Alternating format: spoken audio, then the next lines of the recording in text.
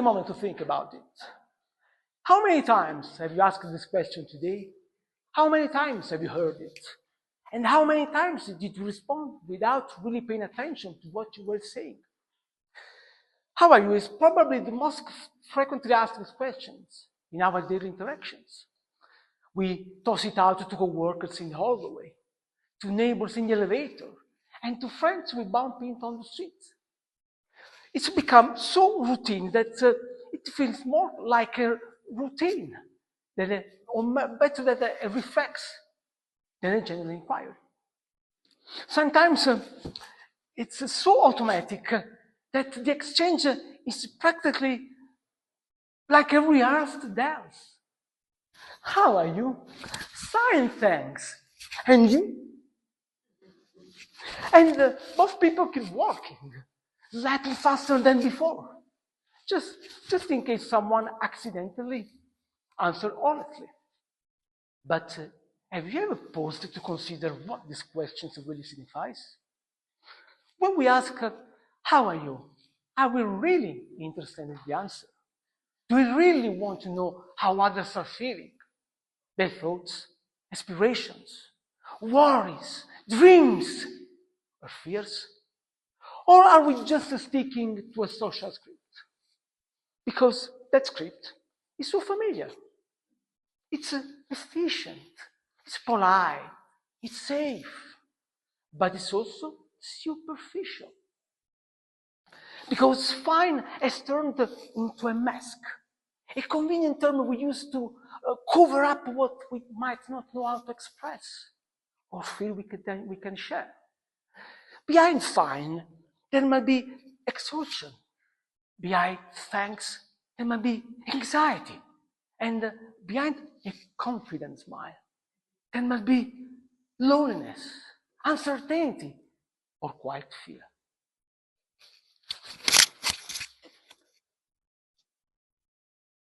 So, if I'm honest, even when someone asks me the questions, I often respond automatically, how are you? Even on those days where I slept for hours, I mistook the deadlines, and my coffee and someone made things worse instead of better. Still, fine. Why? Because it's easier. I remember a moment when this truth struck me deeply. I was meeting a friend for a coffee. I asked him almost automatically, how are you? And he replied exactly as expected, fine. And here is where the conversation would move on to work, to weekend plans, or whatever safe topic was next. But something in the way he said it made me pause. Do you remember those moments where the word sounds right and the person behind it doesn't? So instead of moving on, instead of filling the gap with small talk, I looked at him and said, no, how are you really? He laughed a little, just like people do when they're buying time. Then there was a pause, a longer one than usual. He looked down at his coffee for a moment, and then started talking. He told me about the pressure he was feeling at work, about feeling lost in decision he thought he should already have figured out, and about carrying expectations he didn't think how to fulfill. That conversation didn't happen because I suddenly found the perfect words. It happened because, for once, I didn't rush past the answer. I stayed, I listened, and I care enough to ask twice. People who truly care do things differently. They take their time. They make room for real conversations. They aren't afraid of silence. And they understand that sometimes the real answers take time to surface and the courage to say it out loud. The truth is the answer we often hold back is the one we fear sharing the most.